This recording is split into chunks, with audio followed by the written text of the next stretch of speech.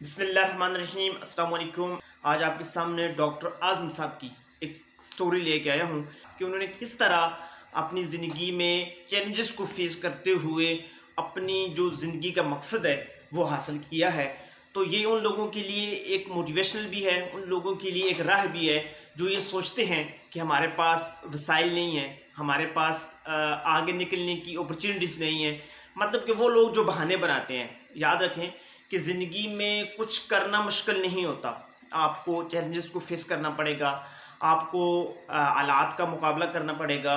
تو یاد رکھیں کہ زندگی میں کوئی بھی چیز امپاسبل نہیں ہے، ناممکن نہیں ہے، لیکن جب آپ اس کے لیے ایک وے بناتے ہیں، ایک رستہ بناتے ہیں اور اپنے جو اندر ایک ہمت پیدا کرتے ہیں، تو پھر آپ کے لیے زندگی میں کوئی کام کرنا بھی مشکل نہیں ہوتا۔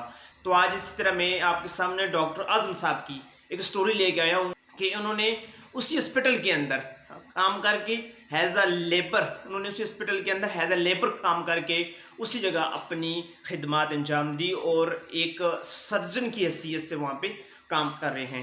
تو آج انہی کی جو سٹوری ہے وہ انہی کی زبانی سنتے ہیں۔ اس سٹوری کو میں نے اپنی فیس بک آئی ڈی پہ بھی شیئر کیا، یہ مجھے اتنی پسند آئی ہے کہ اس کو میں نے اپنی فیس بک آئی ڈی پہ بھی شیئر کیا ہے۔ آپ بھی اس کو دیکھیں، انہی کی سٹوری، انہی کی زبانی۔ میں بڑے خوشی اور فخر سے یہ بات بتا رہا ہوں کہ میں بولان میڈیکل کالج کا پہلا اور شاید آخری ڈاکٹر پھر سرجن جس نے اس کالج میں ایک مزدور کی حیثیت سے کام بھی کیا، ایک میڈیکل اسٹوڈنٹ کی حیثیت سے میں نے پڑھا اور ایک سرجن کی حیثیت سے میں نے یہاں پہ کام بھی کیا۔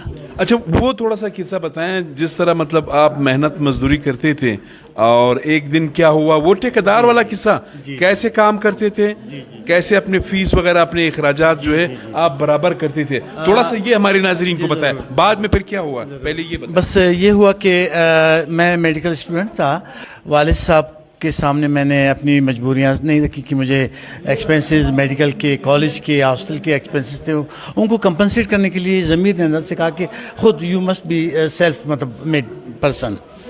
پھر میں نے دیکھا کہ کوئی مجھے پارٹ ٹائم جاب مل جائے تاکہ میں اپنی اسٹڈیز بھی کنٹینیو کروں اور اپنی ایکسپینسز بھی وہ کر لوں۔ تو ادھر ادھر دیکھا، بہت جگہوں میں نے ہاتھ پاؤں مارے، لیکن سارے کام جو تھے وہ مارننگ ٹائم کے تھے۔ تو میں چونکہ مارننگ میں میری کلاسیں ہوتی تھی، آئی واز میڈیکل اسٹوڈنٹ، تو پتہ چلا کہ ہمارے پڑوس میں، یعنی میں پرانے میڈیکل کالج کا بات کر رہا ہوں، نیا بی ایم سی بن رہا تھا۔ نئے بی ایم سی میں دیکھا تو یہاں پہ کام بہت زیادہ تھا، تو مزدوروں کی تلاش تھی۔ میں نے کہا کیوں نہ ایک چھت کے تلے وہاں میں پڑھوں اور یہاں پہ آ کے میں اپنا پارٹ ٹائم جاب کر لوں تاکہ میں اپنی اسٹڈیز کو کنٹینیو کر لوں۔ تو میں آ گیا ادھر ٹھیکیدار صاحب کے پاس، تو نائٹ شفٹ میں نے کہا ٹھیکیدار صاحب مجھے کام چاہیے۔ بولا آپ آ جائیں کل۔ میں نے کہا کل میں نہیں آؤں گا، مجھے نائٹ شفٹ میں کام دے دیں۔ بولا نائٹ شفٹ میں کیوں؟ اب اس کو پتہ نہیں کہ میں ڈے شفٹ میں میڈیکل آپ پڑھ رہے ہو، میں پڑھ رہا ہوں، مجھے کالج میں جانا ہوگا، مجھے لیبز میں جانا ہوگا۔ تو میں نے کہا میں نائٹ شفٹ میں انشاءاللہ آپ کے ساتھ کام کروں گا اگر آپ مجھے چانس دے دیں۔ تو مجھے یاد آ رہا ہے اس زمانے میں دہاڑی ہم کہتے ہیں اس کو، یومیہ، وہ 30 روپے دہاڑی ہوا کرتی تھی۔ تو اس 30 روپے دہاڑی میں نے کٹ کر بیٹے آپ سوری، تو اس 30 روپے دہاڑی میں میں نے آمی بھری۔ میں نے کہا بھائی میں تو میڈیکل اسٹوڈنٹ ہوں، میری مجبوریاں ہیں، مجھے ہاسٹل کا فیس دینا ہوگا، مجھے میس کا فیس دینا ہوگا، مجھے اپنی کتابوں کو کمپنسیٹ کرنا ہوگا۔ تو میں نے کام شروع کر لی۔ اب ہوتا یہ تھا کہ میں ڈے ٹائم میں پڑھتا تھا، شام کو یہاں پہ اپنے ہوم ورک سارا کمپلیٹ کر کے پھر میں آ جاتا تھا یہاں پہ ایز اے مزدور، میں نے روپ دار میں تھا۔ تو اسی طرح سلسلہ چلتا گیا اور اسی بولا میڈیکل کالج میں جس میں میں دن کو پڑھتا تھا، میں نے اس میں بڑے فخر اور خوشی سے کہہ رہا ہوں کہ میں نے اس میں ایز اے مزدور بھی کام کیا 30 روپے دہاڑی پہ۔ اچھا، ایک دفعہ کیا ہوا کہ میرے ہاتھ سے جو بجری کی ریڑھی تھی وہ گر گئی۔ ٹھیکیدار صاحب کو غصہ آیا، بولا بھائی الفاظ انہوں نے یوز کیا کہ آپ دفع ہو جائیں، آپ کو کام آپ نہیں کر سکتے۔ جی آپ نہیں کر سکتے ہیں۔ میں چونکہ اس زمانے میں میڈیکل اسٹوڈنٹ تھا تو دبلا پتلا، میں اتنی بڑی ریڈی کو اٹھانا اور شفٹ کرنے کے وہ اس میں نہیں تھا۔ تو میں نے کہا آپ مجھے صبح تک دہاڑی پوری کرنی دیں تاکہ میری فیس وہ پوری ہو جائے۔ بولا نہیں آپ ابھی چھوڑ کے چلے جائیں۔ تو اس نے کیا کیا کہ مجھے آدھی دہاڑی پہ یعنی 15 روپیہ دے کے 30 روپے کی بجائے مجھے فارغ کر دیا کام سے۔ میں وہ 15 روپے لے کے میں واپس آ گیا اپنے ہاسٹل میں۔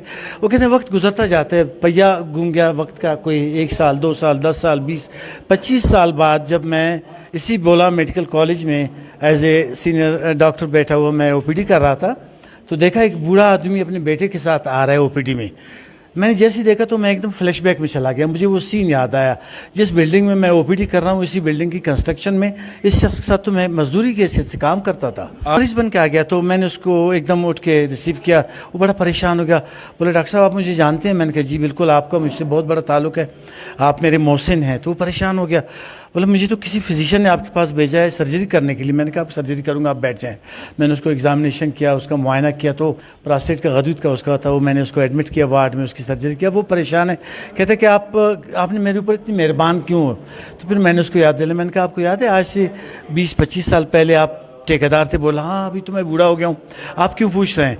मैंने कहा मैंने इसलिए पूछा कि भाई उस ज़माने में आपके साथ एक गरीब सा लड़का रेडियो और वजीर का काम करता था, वो उसने जहन पे जोर बोलने मुझे याद नहीं आ रहा, आप क्यों पूछ रहे हैं? मैंने कहा वो लड़का मैं था जिसने आपके साथ as a labour, as a मजदूर 30 रुपये दिहाड़ी पे काम किया और एक रात आपने मुझे 15 रुपये आधी दिहाड़ी दे के काम से निकाल दिया। तो वो रोने शुरू कर दिया। तो मैंने कहा नहीं आप रोए नहीं, आप मेरे बिल्कुल फैमिली मेम्बर हैं, आपका एहसान का बदला मैंने इसलिए चुकाना है कि मैं आपकी सर्जरी अपने हाथों से खुद करूँगा। जी जनाब, वीडियो अच्छी लगी हो तो लाइक कीजिएगा, अगर दिल करे तो शेयर कीजिएगा, मेरे चैनल पे नए हैं तो लाजमी से सब्सक्राइब कीजिएगा। अल्लाह ताला आपका हामी नसर हो। पाकिस्तान जिंदाबाद।